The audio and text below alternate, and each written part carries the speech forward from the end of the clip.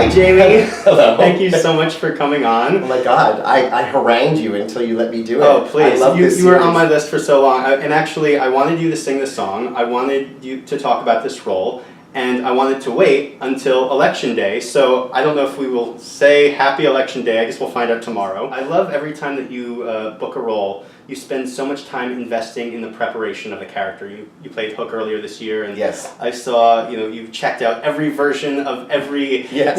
adaptation. Now John Adams is a different person because it wasn't a character; it was a historical figure. Mm-hmm. But your preparation was probably even more extensive. So talk to me about that. Well, my first ever audition for this part was for Goodspeed, Mm-hmm. and it was my first audition for Goodspeed. Right. And it was Rob Ruggiero's first show that he directed at Goodspeed. So there was a lot. 2007, is that Yep, right? Okay. yep. And there was a lot at stake for him, obviously, and there was a Mm-hmm. lot at stake for me.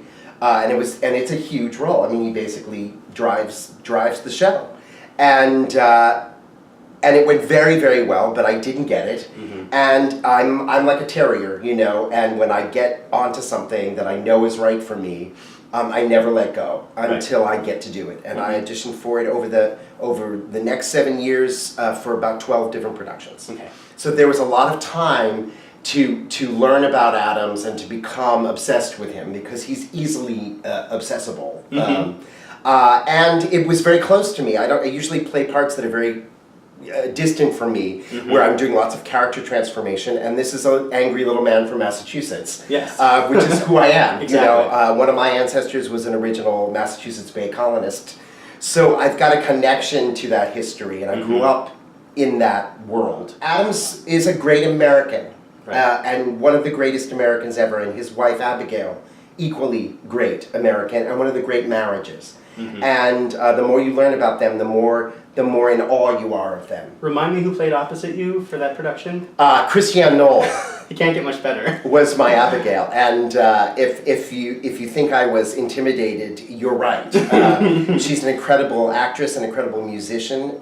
She was incredibly kind to me, and her husband Jamie Laverdiere was in the show playing Rutledge. Okay. And was wonderful. It was a great cast, and it was one of those flash in the pan, amazing summer stock experiences at the Cape Playhouse, and Jimmy Brennan directed me, and Jimmy and I have done 5 shows together, and Jimmy's played Adams a bunch of times, but never kind of imposed himself on me. But I decided, since I finally was getting to do this part, that I was going to sort of amplify my geeky research part of it, and I did a video blog, 12-part video blog. Which I've seen, and it's absolutely excellent. I'm going to have it linked at the bottom of this video so you can check it out too. I took a day trip to Philadelphia, and I visited Independence Hall, and I got to go into the archives of the Massachusetts Historical Society with the librarians there and look at actual Adams documents and his copy of the Declaration in his hand. And How much of the text of the show, either Peter Stone's book or Sherman Edwards' lyrics, are actually lifted from these letters and historical documents? A lot of it. A lot of it. A lot of the John and Abigail stuff is directly out of their letters. The song that we're doing, Is Anybody There? The whole section about I see fireworks, I see the pageant, the pomp and parade, that's right out of a John Adams letter. It's amazing. It works so well as a lyric. You don't even notice that it doesn't have a rhyme scheme. It's just it needs to be sung. It is the story of America, and the struggle continues. The Declaration of Independence would not have been written. The moment that I'm singing, Is Anybody There, is really this sort of moment where all hope is lost, and the Southern contingent of the Congress has walked out over the clause about slavery, about abolishing slavery. The thing that really grabbed me when I was working on it earlier this year is exactly that, how a small faction of our Congress, of our country, holds the rest of the country hostage. I think it was the DACA provision earlier this year, where they're like, oh, we're going to either shut down the government if you don't revoke the DACA status, or if you don't build the wall. The vast majority of our country is feeling a certain way, but you need the votes. I hear politicians and pundits often say the founding fathers thought blah blah blah. I mean, I'm an actor. I'm a lowly actor, but I read all 3 volumes of the diary and autobiography of John Adams. I've read every biography. I know what the Founding Fathers said because they were aware of their place in history. They wrote extensively. They published extensively. They wanted posterity to know how they felt about things and what they meant by what they said. There's really no mystery to what any of those people, Jefferson, Adams, any of those people meant and intended for this country. John Adams was one of the original abolitionists. He and his wife Abigail were so progressive at a time when, you know, the colonies were their own separate countries. They, in fact, called it their country.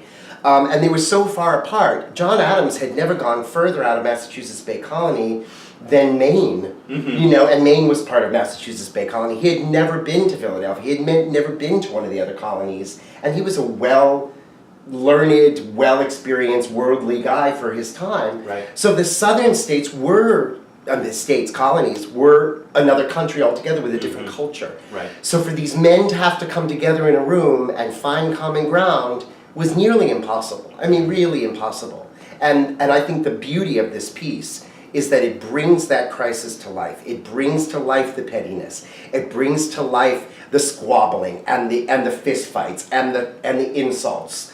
All of which is still happening today. I mean, it really is happening today. But at the same time, there was a common goal, and the goal was creating freedom. And as far as Adams was concerned, if we don't free the slaves, then what we're arguing about human beings having the right to be free, means nothing. And he says in the play, he says, if we don't make the right choice here, generations will curse us for it.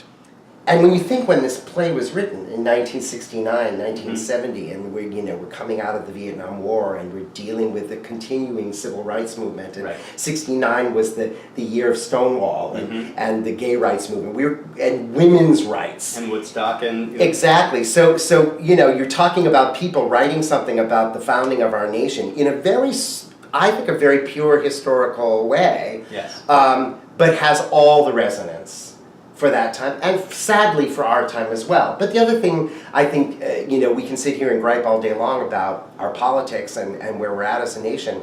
The core principles of what it means to be American, that Adams embodies. When I did this play 4 years ago, by the end of it, the audience was in tears and feeling charged, because it's part of our DNA, challenging each other to be better.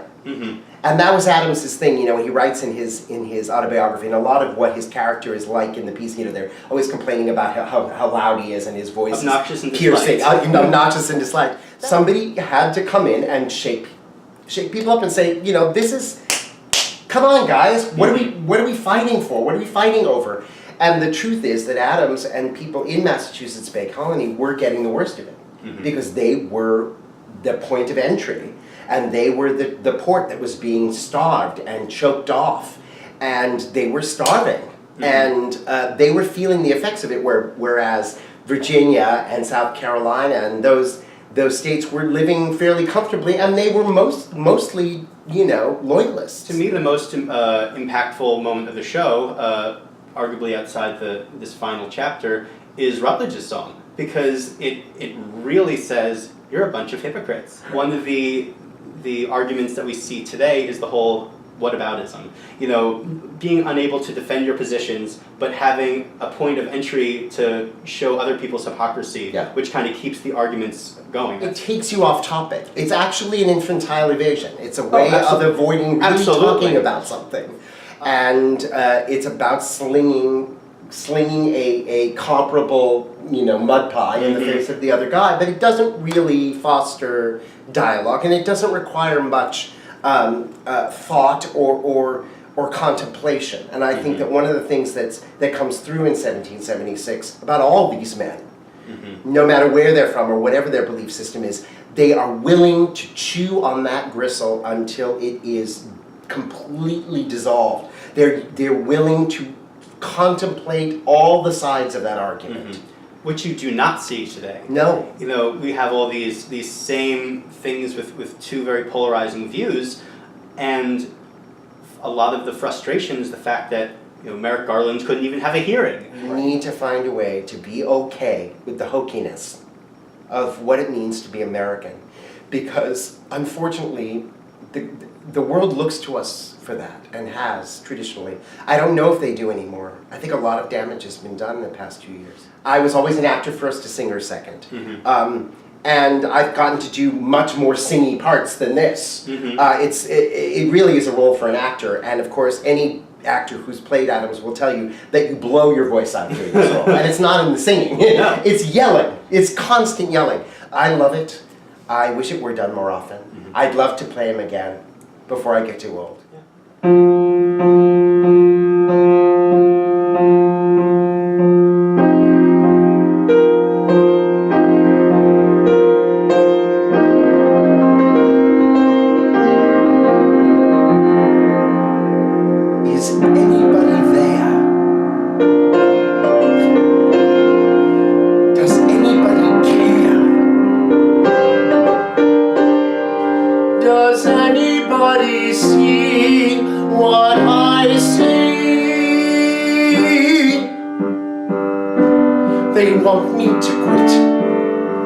They say, John, give up the fight.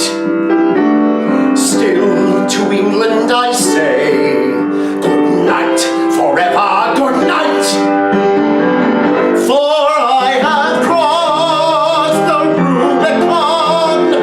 Let the bridge be burned behind me. Come what may, come what may. Commitment! The croakers all say purgatory.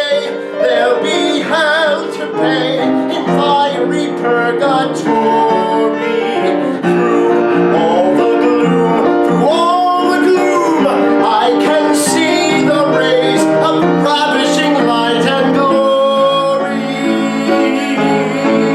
Is anybody there?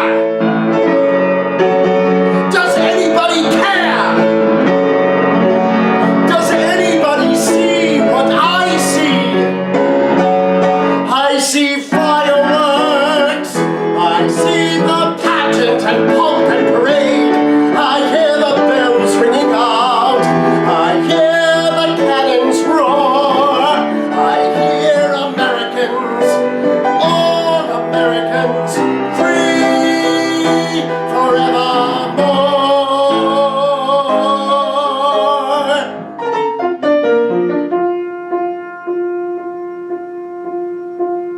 How quiet, how quiet the chamber is. How silent the chamber is. Is anybody there? Does anybody care? Does anybody see what I see? So in addition to being a very well-trained classical actor, you have a strong background in Shakespeare, which was so important for roles like Adams. You are also empowering others to be trained actors as well with your coaching business. Can you talk a little bit about your philosophy and what you try and bring to your clients? Yeah, coaching sort of came to me. People coming to me wanting to work on a Shakespeare piece, for example, and not really having any background in it, because I sort of straddle the musical theater world and the classical theater world. And musical theater people are very intimidated by Shakespeare, and Shakespeare people are very intimidated by singing. So it's a very interesting thing. And what I realized was actors have a different approach for audition preparation than they do for preparing a role. And I think it puts the focus on the wrong thing. I think it puts the focus on performative energy. It puts the focus on showing something, showing your prowess, showing your range, showing your power in what you can do physically, and not enough on acting. And I think I take people back to their process as actors and remind them that really they should prepare those 5 pages of that role as if they were preparing the whole role. Right. And by the time they get in there, they know it inside and out, and they have a take. You want to show them how you would play it. Right. If you got a chance to play it. Well, this conversation was amazing. Thank you so much, Jamie. Thank you. This was such a treat. If you want to learn more about Jamie's work, reach out to him on social media, look at him for your coaching needs, and if you like this conversation and the performance that you heard, check out Pardo's Turn, like, share, subscribe, comment. Bye!